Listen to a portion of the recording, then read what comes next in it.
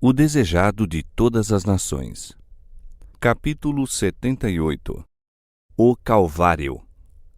E quando chegaram ao lugar chamado A Caveira, ali o crucificaram. Para santificar o povo pelo seu próprio sangue, Cristo padeceu fora da porta. Pela transgressão da lei divina, Adão e Eva foram banidos do Éden.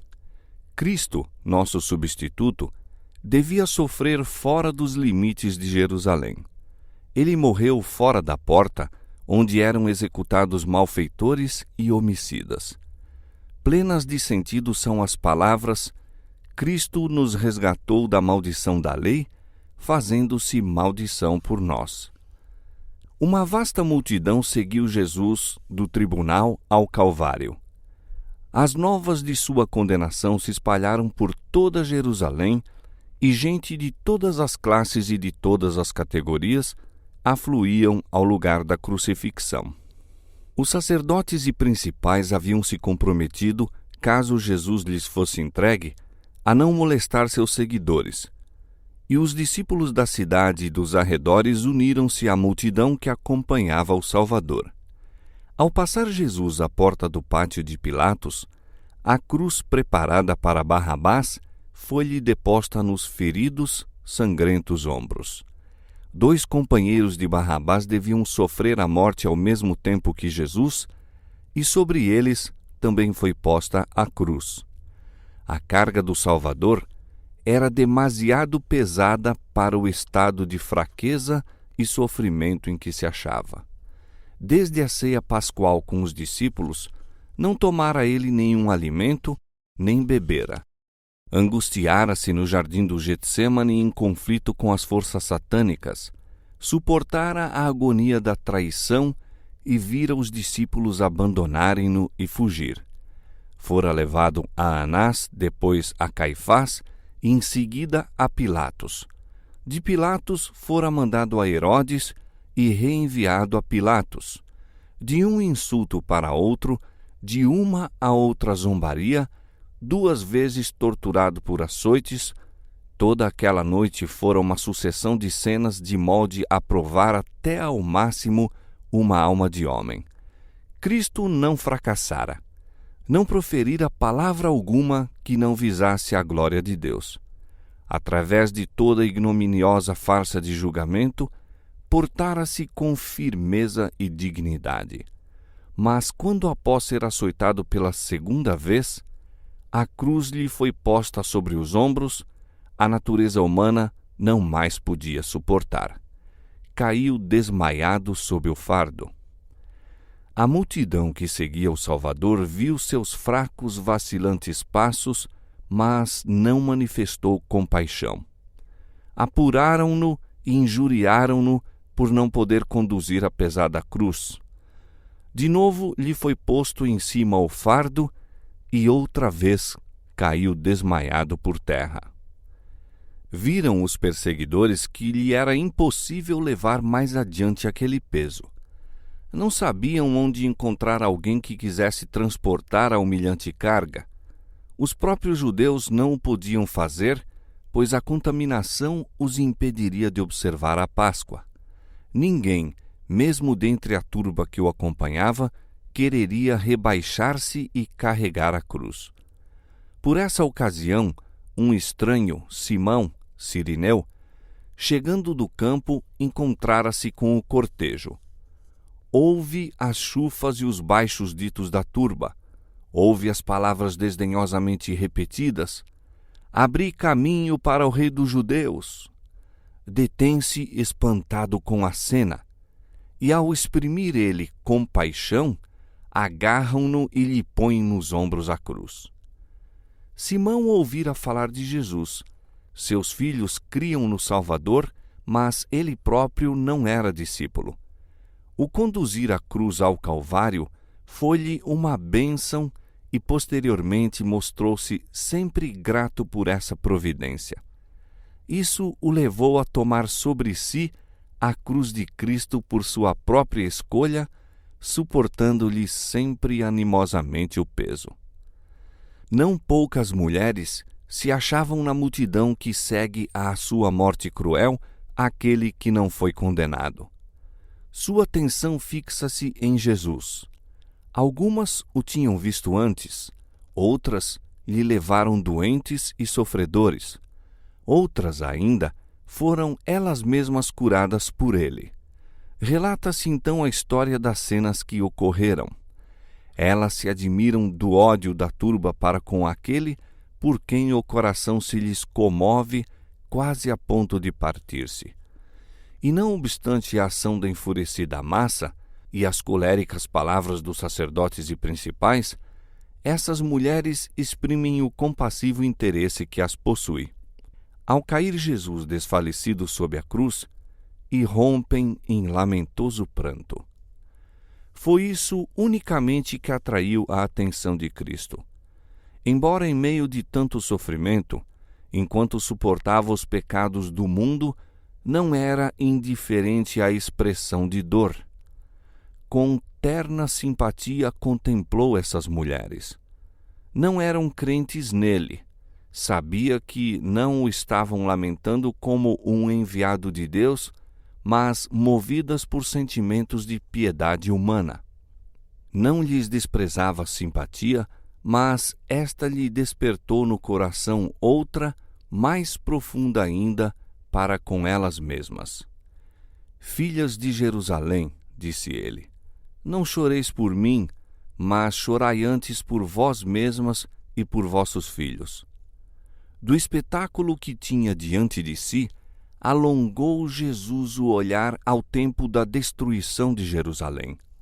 Naquela terrível cena, muitas das que estavam chorando agora por ele haveriam de perecer com seus filhos.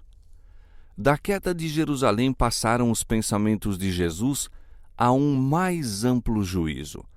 Na destruição da impenitente cidade, viu ele um símbolo da final destruição a sobrevir ao mundo. Disse: então começarão a dizer aos montes: caí sobre nós, e aos outeiros: cobri-nos. Porque se ao madeiro verde fazem isto, que se fará ao seco? Pelo madeiro verde, Jesus se representava a si mesmo o inocente Redentor. Deus permitiu que sua ira contra a transgressão caísse sobre seu amado Filho. Devia ser crucificado pelos pecados dos homens. Que sofrimento, então, havia de suportar o pecador que continuasse na transgressão? Todos os impenitentes e incrédulos teriam de conhecer uma dor e miséria que a língua é impotente para exprimir. Da multidão que acompanhava o Salvador ao Calvário, muitos o haviam seguido com jubilosos hosanas e agitando palmas, enquanto marchava triunfalmente para Jerusalém. Mas não poucos dos que então lhe entoaram louvores, porque era popular assim fazer, avolumavam agora o clamor: crucifica-o! Crucifica-o! Quando Jesus cavalgava o jumento em direção de Jerusalém, as esperanças dos discípulos subiram ao mais alto grau. Tinham-se-lhe aglomerado em torno, sentindo ser elevada honra estar ligados a ele. Agora, em sua humilhação, seguiam-no à distância. Estavam possuídos de pesar e curvados ante o malogro de suas esperanças. Como se verificavam as palavras de Cristo: todos vós esta noite vos escandalizareis em mim, porque está escrito: ferirei o pastor e as ovelhas do rebanho se dispersarão. Chegando ao lugar da execução, os presos foram ligados ao instrumento da tortura. Os 2 ladrões lutaram às mãos dos que os puseram na cruz. Jesus, porém, nenhuma resistência opôs. A mãe de Jesus, apoiada por João, o discípulo amado, seguira seu filho ao Calvário. Vira-o desmaiar sob o peso do madeiro e anelara suster com a mão aquela cabeça ferida, banhar aquela fronte que um dia se lhe reclinara no seio. Não lhe era, no entanto, concedido esse triste privilégio. Ela, como os discípulos, acalentava ainda a esperança de que Jesus manifestasse seu poder e se livrasse dos inimigos. Mais uma vez seu coração desfaleceria ao evocar as palavras em que lhe haviam sido preditas as próprias cenas que se estavam desenrolando então. Enquanto os ladrões eram amarrados à cruz, ela observara em angustiosa suspensão. Haveria de aquele que dera vida aos mortos sofrer o ser ele próprio crucificado? Suportaria o Filho de Deus o ser tão cruelmente morto? Deveria ela renunciar à sua fé de que Jesus era o Messias? Deveria testemunhar-lhe a vergonha e a dor sem ter sequer o consolo de servi-lo em sua aflição? Viu-lhe as mãos estendidas sobre a cruz. Foram trazidos o martelo e os pregos, e, ao serem estes cravados na tenra carne, os discípulos, fundamente comovidos, levaram da cruel cena o corpo desfalecido da mãe de Jesus. O Salvador não murmurou uma queixa. O rosto permaneceu-lhe calmo e sereno, mas grandes gotas de suor borbulhavam-lhe na fronte. Nenhuma mão piedosa a enxugar-lhe do rosto o suor da morte, nem palavras de simpatia e inabalável fidelidade para lhe confortar o coração humano. Enquanto os soldados executavam a terrível obra, Jesus orava pelos inimigos. Pai, perdoa-lhes porque não sabem o que fazem. Seu pensamento passou da dor própria ao pecado dos que o perseguiam e à terrível retribuição que lhes caberia. Nenhuma maldição invocou sobre os soldados que o estavam tratando tão rudemente. Nenhuma vingança pediu contra os sacerdotes e príncipes que contemplavam com maligna satisfação o cumprimento de seu desígnio. Cristo se apiedou deles em sua ignorância e culpa. Só exalou uma súplica por seu perdão, porque não sabem o que fazem. Soubessem eles que estavam torturando aquele que viera salvar da eterna ruína a raça pecadora, e ter-se-iam possuído de remorso e horror. Sua ignorância, porém, não lhes tirava a culpa, pois era seu privilégio conhecer e aceitar a Jesus como seu Salvador. Alguns deles veriam ainda o seu pecado e arrepender-se-iam e se converteriam. Alguns, por sua impenitência, tornariam a seu respeito uma impossibilidade o deferimento da súplica de Jesus. Todavia, assim mesmo, o desígnio de Deus tinha seu cumprimento. Jesus estava adquirindo o direito de se tornar o advogado dos homens na presença do Pai. Aquela oração de Cristo por seus inimigos abrangia o mundo inteiro. Envolvia todo pecador que já vivera ou viria ainda a viver desde o começo do mundo até ao fim dos séculos. Pesa sobre todos a culpa de crucificar o Filho de Deus. A todos é gratuitamente oferecido o perdão. Quem quiser pode ter paz com Deus e herdar a vida eterna. Assim que Jesus foi pregado à cruz, ergueram-na homens vigorosos, sendo com grande violência atirada dentro do lugar para ela preparado. Isso produziu a mais intensa agonia ao Filho de Deus. Pilatos escreveu então uma inscrição em hebraico, grego e latim, colocando-a no madeiro por sobre a cabeça de Jesus. Rezava: Jesus Nazareno, Rei dos Judeus. Essa inscrição irritou os judeus. Haviam gritado no pátio de Pilatos: crucifica-o! Não temos rei senão o César. Tinham declarado que quem quer que reconhecesse outro rei era traidor. Pilatos escreveu o sentimento que haviam expresso. Nenhuma ofensa era mencionada, a não ser que Jesus era rei dos judeus. A inscrição era um virtual reconhecimento da fidelidade dos judeus ao poder romano.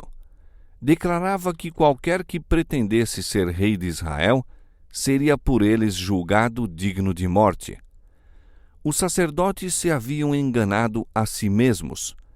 Quando estavam tramando a morte de Cristo, Caifás declarara conveniente que um homem morresse pela nação. Agora se revelava sua hipocrisia. A fim de eliminar a Cristo, prontificaram-se a sacrificar a própria existência nacional. Os sacerdotes viram o que tinham feito e pediram a Pilatos que mudasse a inscrição.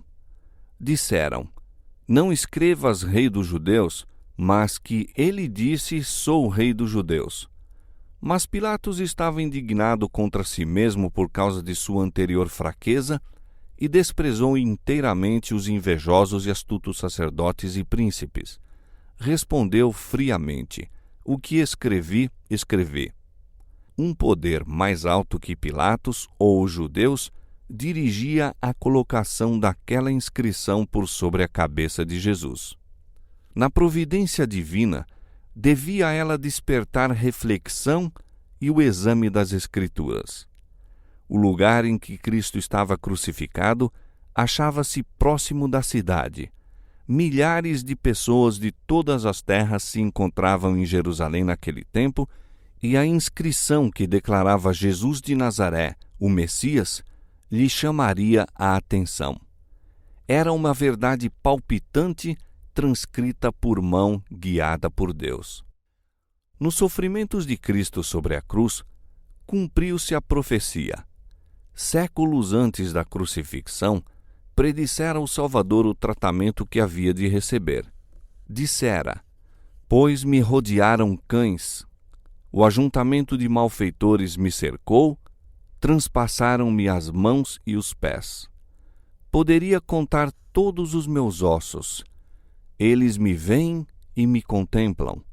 Repartem entre si os meus vestidos e lançam sortes sobre a minha túnica. A profecia quanto às suas vestes cumpriu-se sem conselho nem interferência de amigos ou inimigos do crucificado. Aos soldados que o puseram na cruz foram dados os seus vestidos. Cristo ouviu a altercação dos homens enquanto os dividiam entre si. Sua túnica era tecida de alto a baixo, sem costuras, e disseram: não a rasguemos, mas lancemos sorte sobre ela para ver de quem será. Em outra profecia declarou o Salvador: afrontas me quebrantam o coração e estou fraquíssimo. Esperei por alguém que tivesse compaixão, mas não houve nenhum. E por consoladores, mas não os achei. Deram-me fel por mantimento, e na minha sede me deram a beber vinagre. Aos que padeciam morte de cruz, era permitido ministrar uma poção entorpecente para amortecer a sensação de dor. Essa foi oferecida a Jesus, mas, havendo-a provado, recusou-a. Não aceitaria nada que lhe obscurecesse a mente. Sua fé devia ater-se firmemente a Deus. Essa era sua única força. Obscurecer a mente era oferecer vantagem a Satanás. Os inimigos de Jesus descarregaram sobre ele sua cólera enquanto pendia da cruz. Sacerdotes, príncipes e escribas uniram-se à turba em zombar do moribundo Salvador. No batismo e na transfiguração, a voz de Deus se fizera ouvir, proclamando Cristo seu Filho. Outra vez, justamente antes de ser Cristo traído, o Pai falara, testificando de sua divindade. Agora, porém, muda permanecia a voz do céu. Nenhum testemunho se ouvia em favor de Cristo. Sozinho sofreu maus tratos e escárnios da parte dos ímpios. Se és filho de Deus, diziam, desce da cruz. Salve-se a si mesmo, se este é o Cristo, o escolhido de Deus. No deserto da tentação, declarara Satanás: se tu és o Filho de Deus, manda que estas pedras se tornem em pães. Se tu és o Filho de Deus, lança-te daqui abaixo, do pináculo do templo. e Satanás, com seus anjos, em forma humana, achava-se presente ao pé da cruz. O arqui-inimigo e suas hostes cooperavam com os sacerdotes e príncipes. Os mestres do povo haviam estimulado a turba ignorante a pronunciar julgamento contra um homem a quem muitos dentre ela nem sequer tinham visto, até serem solicitados a dar testemunho contra ele. Sacerdotes, príncipes, fariseus e a endurecida plebe coligavam-se num satânico frenesi. Os guias religiosos se uniram a Satanás e a seus anjos, cumpriam-lhes as ordens. Jesus, sofrendo e moribundo, ouvia cada palavra ao declararem os sacerdotes: salvou os outros e não pode salvar-se a si mesmo. O Cristo, o Rei de Israel, desça agora da cruz para que o vejamos e acreditemos. Cristo poderia haver descido da cruz, mas foi porque ele se não salvou a si mesmo que o pecador tem esperança de perdão e favor para com Deus. Em seu escárnio do Salvador, os que professavam ser os expoentes das profecias repetiam as próprias palavras que a inspiração predissera que profeririam nessa ocasião. Em sua cegueira, no entanto, não viam estar cumprindo a profecia. Aqueles que em chacota diziam as palavras: confiou em Deus, livre-o agora, se o ama, porque disse, sou filho de Deus, mal pensavam que seu testemunho havia de ressoar através dos séculos. Mas se bem que proferidas em escárnio, essas palavras levaram homens a investigar as Escrituras como nunca dantes tinham feito. Sábios ouviram, examinaram, ponderaram e oraram. Alguns houve que não descansaram enquanto não viram, comparando texto com texto, o sentido da missão de Cristo. Nunca houvera, anteriormente, tão geral conhecimento de Jesus como quando ele pendia do madeiro. No coração de muitos que contemplavam a cena da crucifixão e ouviram as palavras de Cristo, estava resplandecendo a luz da verdade. A Cristo, em sua agonia na cruz, sobreveio um raio de conforto. Foi a súplica do ladrão arrependido. Ambos os homens que estavam crucificados com Jesus, a princípio o injuriaram, e um deles, sob os sofrimentos, tornara-se cada vez mais desesperado e provocante. Assim não foi, porém, com o companheiro. Este não era um criminoso endurecido. Extraviara-se por más companhias, mas era menos culpado que muitos dos que ali se achavam ao pé da cruz, injuriando o Salvador. Vira e ouvira Jesus e ficara convencido por seus ensinos, mas dele fora desviado pelos sacerdotes e príncipes. Procurando abafar a convicção, imergira mais e mais fundo no pecado, até que foi preso, julgado como criminoso e condenado a morrer na cruz. No tribunal e a caminho para o Calvário, estivera em companhia de Jesus. Ouvira Pilatos declarar: não acho nele crime algum. Notara-lhe o porte divino e seu piedoso perdão aos que o atormentavam. Na cruz, vê os muitos grandes doutores religiosos estenderem desdenhosamente a língua e ridicularizarem o Senhor Jesus. Vê o menear das cabeças, ouve a ultrajante linguagem repetida por seu companheiro de culpa: se tu és o Cristo, salva-te a ti mesmo e a nós. Houve entre os transeuntes muitos a defenderem Jesus. Ouve-os repetindo-lhes as palavras, narrando-lhe as obras. Volve-lhe a convicção de que este é o Cristo. Voltando-se para seu companheiro no crime, diz: tu nem ainda temes a Deus estando na mesma condenação?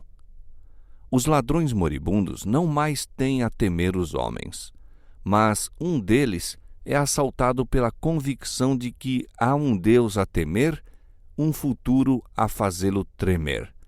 E agora, todo poluído pelo pecado como se acha, a história de sua vida está a findar. E nós, na verdade, com justiça, geme ele, porque recebemos o que nossos feitos mereciam, mas este nenhum mal fez.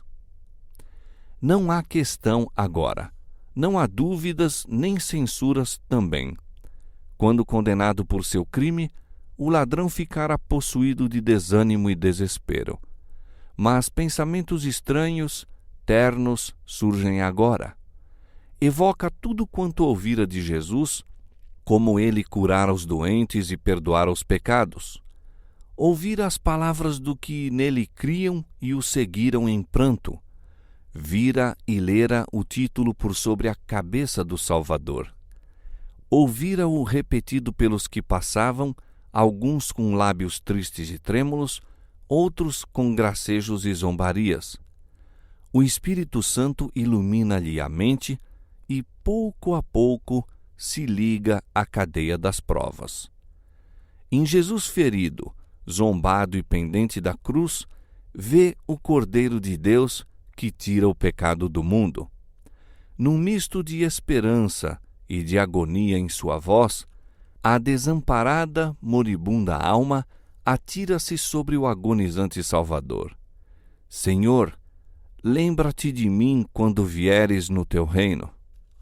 A resposta veio pronta, suave e melodioso o acento, cheias de amor, de compaixão e de poder, as palavras: na verdade te digo hoje que serás comigo no paraíso. Por longas horas de agonia, injúrias e escárnios caíram aos ouvidos de Jesus. Pendente da cruz, adeja-lhe ainda em volta o som das chufas e maldições. Coração anelante, estivera atento a ver se ouvia alguma expressão de fé da parte dos discípulos. E ouvira apenas as lamentosas palavras: nós esperávamos que fosse ele o que remisse a Israel. Quão grata foi, pois, ao Salvador a declaração de fé e amor do ladrão prestes a morrer. Enquanto os dirigentes judeus negam a Jesus e seus próprios discípulos duvidam de sua divindade, o pobre ladrão, no limiar da eternidade, lhe chama Senhor. Muitos estavam dispostos a chamá-lo Senhor quando operava milagres e depois de haver ressurgido do sepulcro. Ninguém, no entanto, o reconheceu enquanto moribundo pendia da cruz, a não ser o ladrão arrependido, salvo à hora 1/10. Os espectadores ouviram as palavras do ladrão quando chamou Senhor a Jesus. O tom do arrependido despertou-lhes a atenção. Aqueles que, ao pé da cruz, questionaram pelas vestes de Cristo e lançaram sortes sobre a túnica, pararam para escutar. Emudeceram as vozes iradas. Com a respiração suspensa, olhavam para Cristo e esperaram a resposta daqueles lábios já quase sem vida. Ao proferir ele as palavras de promessa, brilhante e vívido clarão penetrou a escura nuvem que parecia envolver a cruz. Ao ladrão contrito sobreveio a perfeita paz da aceitação de Deus. Em sua humilhação, era Cristo glorificado. Aquele que, a todos os outros olhos, parecia vencido, era o vencedor. Foi reconhecido como o que leva os pecados. Os homens podem exercer poder sobre seu corpo humano. Podem lhe ferir as santas fontes com a coroa de espinhos. Podem despojá-lo das vestes e contender sobre a divisão das mesmas. Não o podem, porém, privar do poder de perdoar pecados. Morrendo, dá testemunho em favor de sua divindade e da glória do Pai. Seu ouvido não está agravado para que não possa ouvir, nem sua mão encurtada para não poder salvar. É seu direito salvar perfeitamente a todos quantos se chegam a Deus por ele. Na verdade te digo hoje que serás comigo no paraíso. Cristo não prometeu que o ladrão estaria com ele no paraíso naquele dia. Ele próprio não foi naquele dia para o paraíso. Dormiu no sepulcro e na manhã da ressurreição disse: ainda não subi para meu Pai. Mas no dia da crucifixão, o dia da aparente derrota e treva, foi feita a promessa. Hoje, enquanto morria na cruz como malfeitor, Cristo dava ao pobre pecador a certeza: tu estarás comigo no paraíso. Os ladrões crucificados com Jesus foram colocados um de cada lado e Jesus no meio. Isso foi feito por instrução dos sacerdotes e principais. A posição de Cristo entre os ladrões indicava ser ele o maior criminoso dos três. Assim se cumpriu a Escritura: foi contado com os transgressores. A inteira significação de seu ato, porém, não viram os sacerdotes.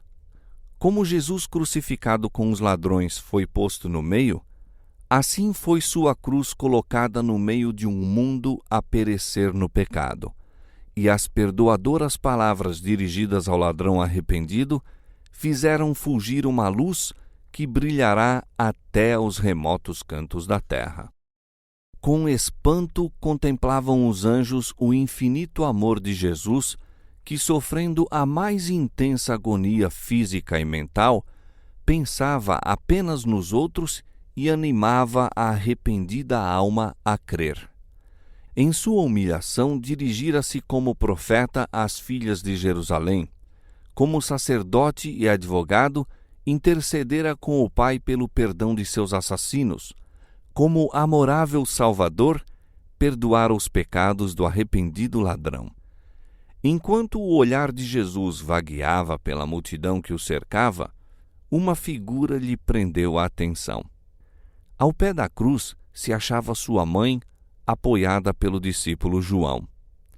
Ela não podia suportar permanecer longe de seu filho, e João, sabendo que o fim se aproximava, trouxera-a de novo para perto da cruz. Na hora de sua morte, Cristo lembrou-se de sua mãe. Olhando-lhe o rosto abatido pela dor, e depois a João, disse dirigindo-se a ela: Mulher, eis aí o teu filho. E depois a João: eis aí tua mãe. João entendeu as palavras de Cristo e aceitou o encargo. Levou imediatamente Maria para sua casa e daquela hora em diante dela cuidou ternamente. Ó piedoso, amorável Salvador! Por entre toda a sua dor física e mental angústia, teve solícito cuidado para com sua mãe. Não possuía dinheiro com que lhe provesse o conforto, achava-se, porém, entronizado na alma de João e entregou-lhe sua mãe como precioso legado. Assim providenciou para ela aquilo de que mais necessitava, a eterna simpatia de alguém que a amava porque ela amava Jesus. E acolhendo-a como santo legado, estava João recebendo grande bênção.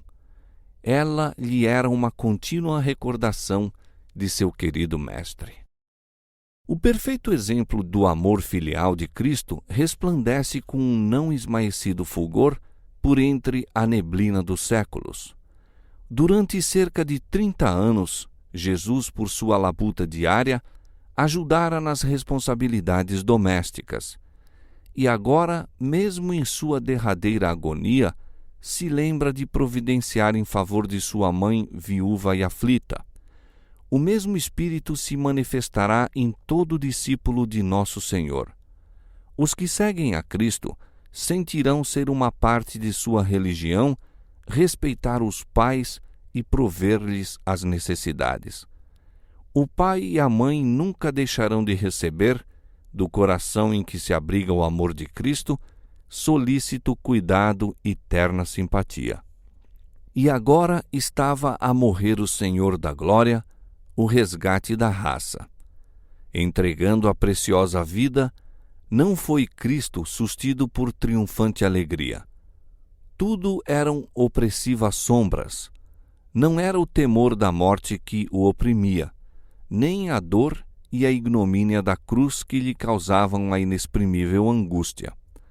Cristo foi o príncipe dos sofredores, mas seu sofrimento provinha do senso da malignidade do pecado, o conhecimento de que, mediante a familiaridade com o mal, o homem se tornara cego à enormidade do mesmo. Cristo viu quão profundo é o domínio do pecado no coração humano, quão poucos estariam dispostos a romper com seu poder. Sabia que, sem o auxílio divino, a humanidade devia perecer e via multidões perecerem ao alcance do abundante auxílio. Sobre Cristo como nosso substituto e penhor, foi posta a iniquidade de nós todos.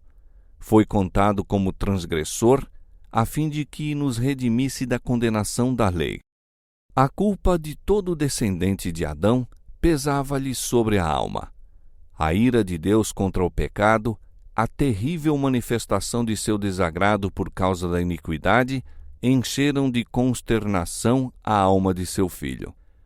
Toda a sua vida anunciara Cristo ao mundo caído as boas novas da misericórdia do Pai, de seu amor cheio de perdão. A salvação para o maior pecador fora seu tema, mas agora, com o terrível peso de culpas que carrega, não pode ver a face reconciliadora do Pai. O afastamento do semblante divino, do Salvador, nessa hora de suprema angústia, penetrou-lhe o coração com uma dor que nunca poderá ser bem compreendida pelo homem. Tão grande era essa agonia que ele mal sentia a dor física. Satanás torturava com cruéis tentações o coração de Jesus. O Salvador não podia enxergar para além dos portais do sepulcro. A esperança não lhe apresentava sua saída da sepultura como vencedor, nem lhe falava da aceitação do sacrifício por parte do Pai. Temia que o pecado fosse tão ofensivo a Deus que sua separação houvesse de ser eterna. Cristo sentiu a angústia que há de experimentar o pecador quando não mais a misericórdia interceder pela raça culpada. Foi o sentimento do pecado, trazendo a ira divina sobre ele, como o substituto do homem, que tão amargo tornou o cálice que sorveu e quebrantou o coração do Filho de Deus. Com assombro presenciara os anjos a desesperada agonia do Salvador. As hostes do céu velaram o rosto do terrível espetáculo. A inanimada natureza exprimiu sua simpatia para com seu insultado e moribundo autor. O sol recusou contemplar a espantosa cena.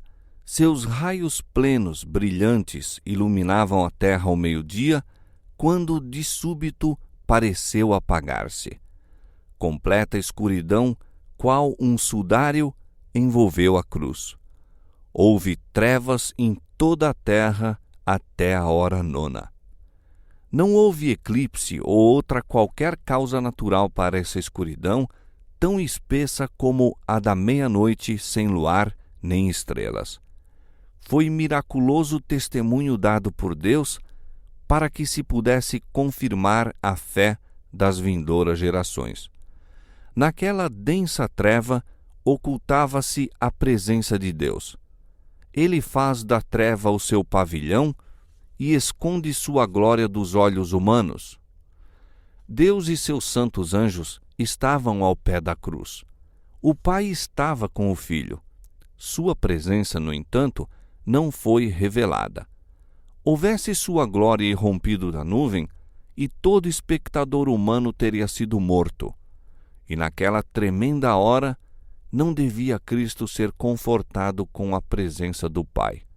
Pisou sozinho o lagar, e dos povos nenhum havia com ele.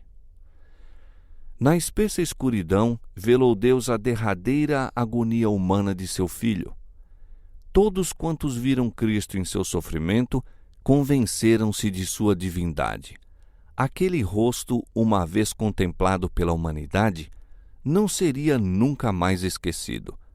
Como a fisionomia de Caim lhe exprimia a culpa de homicida, assim o semblante de Cristo revelava inocência, serenidade, benevolência, a imagem de Deus. Mas seus acusadores não queriam dar atenção ao cunho celestial. Durante longas horas de agonia, fora Cristo contemplado pela escarnecedora multidão. Agora ocultou misteriosamente o manto divino. Parecia haver baixado sobre o Calvário um silêncio sepulcral. Inominável terror apoderou-se da multidão que circundava a cruz. As maldições e injúrias cessaram a meio das frases iniciadas. Homens, mulheres e crianças caíram prostrados por terra. De quando em quando, irradiavam da nuvem vívidos clarões, mostrando a cruz e o crucificado Redentor. Sacerdotes, príncipes, escribas, executores, bem como a turba, todos pensavam haver chegado o momento de sua retribuição. Depois de algum tempo, murmuravam alguns que Jesus desceria agora da cruz. Tentavam outros, às apalpadelas, achar o caminho de volta para a cidade, batendo no peito e lamentando de temor. À hora nona, ergueu-se a treva de sobre o povo, mas continuou a envolver o Salvador. Era um símbolo da agonia e do horror que pesavam sobre o coração dele. Olho algum podia penetrar a escuridão que rodeava a cruz, e ninguém podia sondar a sombra mais profunda ainda que envolvia a sofredora alma de Cristo. Os furiosos relâmpagos pareciam dirigidos contra ele ali pendente da cruz. Então Jesus clamou com grande voz: Eli, Eli, lama sabachthani, que traduzindo é: Deus meu, por que me desamparaste? Ao baixarem sobre o Salvador as trevas exteriores, muitas vozes exclamaram: A vingança do céu está sobre ele. Os raios da ira divina são contra ele lançados, porque pretendeu ser filho de Deus. Muitos dos que nele criam ouviram-lhe o desesperado grito, e abandonou-os a esperança. Se Deus desamparara a Jesus, em quem podiam confiar seus seguidores? Quando as trevas se ergueram do opresso Espírito de Cristo, reavivou-se-lhe o sentido do sofrimento físico e disse: Tenho sede. Um dos soldados romanos, tocado de piedade, ao contemplar os lábios ressequidos, tomou uma esponja numa haste de isopo e, imergindo-a numa vasilha de vinagre, ofereceu-a a Jesus. Mas os sacerdotes zombavam-lhe da agonia. Enquanto as trevas cobriam a terra, encheram-se de temor. Dissipado este, porém, voltou-lhes o medo de que Jesus lhe escapasse ainda. Interpretaram mal suas palavras: Eli, Eli, lama sabachthani. Com acerbo desprezo e escárnio, disseram: Este chama por Elias. Recusaram a última oportunidade de aliviar-lhe os sofrimentos. Deixa, disseram, vejamos se Elias vem livrá-lo. O imaculado Filho de Deus pendia da cruz, a carne lacerada pelos açoites. Aquelas mãos tantas vezes estendidas para abençoar, pregadas ao lenho. Aqueles pés tão incansáveis em serviço de amor, cravados no madeiro. A régia cabeça ferida pela coroa de espinhos. Aqueles trêmulos lábios entreabertos para deixar escapar um grito de dor. E tudo quanto sofreu, as gotas de sangue a lhe correr da fronte, das mãos e dos pés, a agonia que lhe atormentou o corpo e a indizível angústia que lhe encheu a alma ao ocultar-se dele a face do Pai, tudo fala a cada filho da família humana, declarando: é por ti que o Filho de Deus consente em carregar esse fardo de culpa. Por ti, ele destrói o domínio da morte e abre as portas do paraíso. Aquele que impôs calma às ondas revoltas e caminhou por sobre as espumejantes vagas, que fez tremerem os demônios e fugir a doença, que abriu os olhos cegos e chamou os mortos à vida, ofereceu-se a si mesmo na cruz em sacrifício, e tudo isso por amor de ti. Ele, o que leva sobre si os pecados, sofre a ira da justiça divina e torna a si mesmo pecado por amor de ti. Silenciosos, aguardavam os espectadores o fim da terrível cena. O sol saíra, mas a cruz continuava circundada de trevas. Sacerdotes e príncipes olhavam em direção de Jerusalém, e eis que a espessa nuvem pousara sobre a cidade e as planícies da Judéia. O sol da justiça, a luz do mundo, retirava seus raios da outrora favorecida cidade de Jerusalém. Os terríveis relâmpagos da ira divina dirigiam-se contra a malfadada cidade. De repente, ergueu-se de sobre a cruz a sombra, e em tons claros, como de trombeta, tons que pareciam ressoar por toda a criação, bradou Jesus: Está consumado. Pai, nas tuas mãos entrego o meu espírito. Uma luz envolveu a cruz, e o rosto do Salvador brilhou com a glória semelhante à do sol. Pendendo então a cabeça sobre o peito, expirou. Em meio da horrível escuridão, aparentemente abandonado por Deus, sorvera Cristo as derradeiras fezes da taça da miséria humana. Durante aquelas horas pavorosas, apoiara-se às provas que anteriormente lhe haviam sido dadas quanto à aceitação de seu Pai. Estava familiarizado com o caráter de Deus. Compreendia-lhe a justiça, a misericórdia e o grande amor. Descansava pela fé naquele a quem se deleitara sempre em obedecer. E à medida que a submissão se confiava a Deus, o sentimento da perda do favor do Pai se desvanecia. Pela fé saiu Cristo vitorioso. Jamais testemunhara a terra uma cena assim. A multidão quedava paralisada e, respiração suspensa, fitava o Salvador. Baixaram novamente as trevas sobre a terra, e um surdo ruído, como de forte trovão, se fez ouvir. Seguiu-se violento terremoto. As pessoas foram atiradas umas sobre as outras, amontoadamente. Estabeleceu-se a mais completa desordem e consternação. Partiram-se ao meio os rochedos nas montanhas vizinhas, rolando fragorosamente para as planícies. Fenderam-se sepulcros, sendo os mortos atirados para fora das covas. Dir-se-ia estar a criação desfazendo-se em átomos. Sacerdotes, príncipes, soldados, executores e povo, mudos de terror, jaziam prostrados por terra. Ao irromper dos lábios de Cristo o grande brado "Está consumado", oficiavam os sacerdotes no templo. Era a hora do sacrifício da tarde. O cordeiro que representava Cristo fora levado para ser morto. Trajando o significativo e belo vestuário, estava o sacerdote com o cutelo erguido, qual Abraão quando prestes a matar o filho.